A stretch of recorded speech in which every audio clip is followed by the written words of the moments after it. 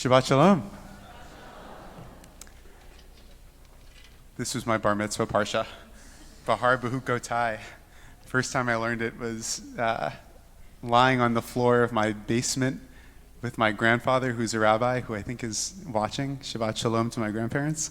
And we parsed out Behar-Behukkotai, and I've been living with it every year since. So it's a double parsha, and it introduces two of, I think, the most stunning elements in all of Judaism, but certainly in the Jewish calendar. The first is the Shemitah cycle, the practice that we have of allowing our farms to lay fallow every 7 years. Shemitah is called a Shabbat Shabbaton, the Shabbat of Shabbats, when the Israelites are not supposed to sow their fields or prune their vineyards. It's a Shabbat for the land itself. The Torah kind of imagines the earth not as a factory supplying our every need, just so that we can extract from it, but as something that's alive, an organism, something that needs its own Shabbat, just like we need a Shabbat. And then the Parsha also introduces us to the Yovel year, the Jubilee year, which happens every 50 years. So after 7 cycles of 7 Shemitah years, a Yovel would be proclaimed. It was actually announced on Yom Kippur, of all days. And for that year, the economy would kind of grind to a halt. Everyone returned to their family lands if they were working somewhere far from home. Farmlands weren't planted, plants weren't harvested, debts were released, slaves went free with their families back to their own communities, and all land was returned to its original owners. So after 49 years of the daily business of life, churning along as people built up their careers and acquired land and made long-term investments, all the things that we do in life, the process of wealth accumulation was stopped in its tracks before any particular economic dynamics, inequality or the hoarding of power, inherited social hierarchy, before any of that could consolidate and live forever.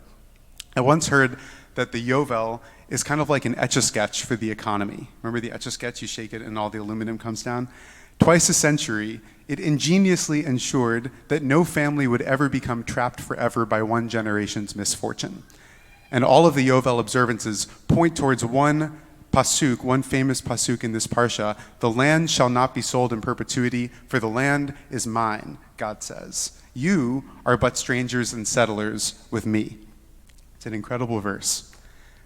We like to think that our ownership in this world is absolute. My successes, my accomplishments, my wealth, my degrees, my popularity, and on and on and on. But even the very land that God promised to Israel ultimately still belongs to God. Everything you think you're building, God says in this parsha, as important as it is, needs to be contextualized within a much bigger story. One of my favorite modern midrashim on this idea comes from the television show Madam Secretary. I don't know if there are fans in the room. It's a CBS show about the Secretary of State, played by the brilliant Téa Leoni. And in one episode, the Dalai Lama is visiting the US for diplomatic talks. And Leoni's character invites a group of local Buddhist monks to come to the State Department during his visit and create a sand mandala in the lobby of the State Department in his honor. A sand mandala is a Tibetan Buddhist tradition where monks use colored sand to create these incredibly detailed geometric mandalas over the course of many hours or maybe even days or weeks. And while the political plot of the show progresses up here, every once in a while the scene cuts back to these monks who are silently at work, diligently adding detail to their design. And over the course of the episode, you as the viewer inevitably become invested in this incredible piece of art that they are creating. As the storyline crescendos, the mandala gets bigger and bigger and more magnificent. And then at the end of the episode, right as the diplomatic drama in the main plot has resolved, the monks place their final grains of sand onto their creation, and then they pause and they immediately begin to sweep it away. And this is a core part of the mandala ceremony, that it's destroyed as soon as it's finished. The Secretary of State's team is shocked that the monks would destroy their art as soon as it was completed. And there's this incredible juxtaposition in the scene where the Secretary's team striving for political power in the material world and the monks' acceptance of life's impermanence. They understand something that the politicians don't. that the real meaning of our lives far transcends whatever we manage to create in this world, as beautiful as it may be.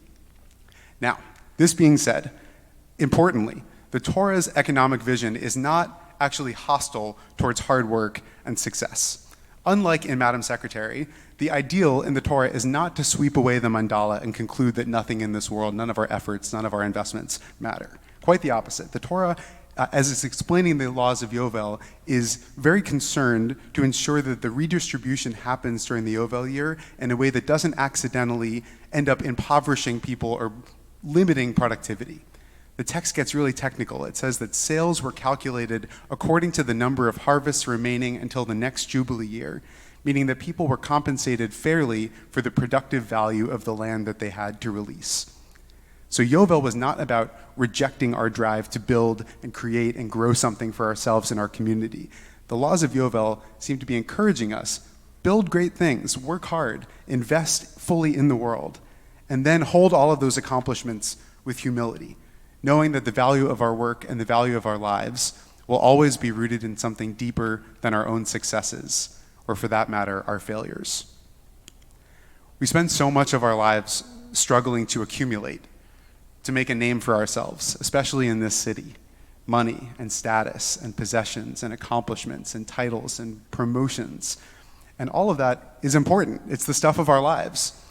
And I think in creating protections for people as wealth and power is redistributed, Behar teaches us that there is dignity in the effort to build something lasting.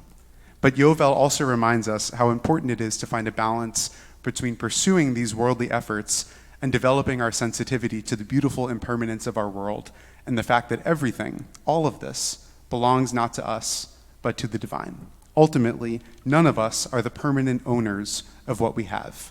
We are temporary stewards, caretakers of blessings for the short time that we are lucky enough to be in this world.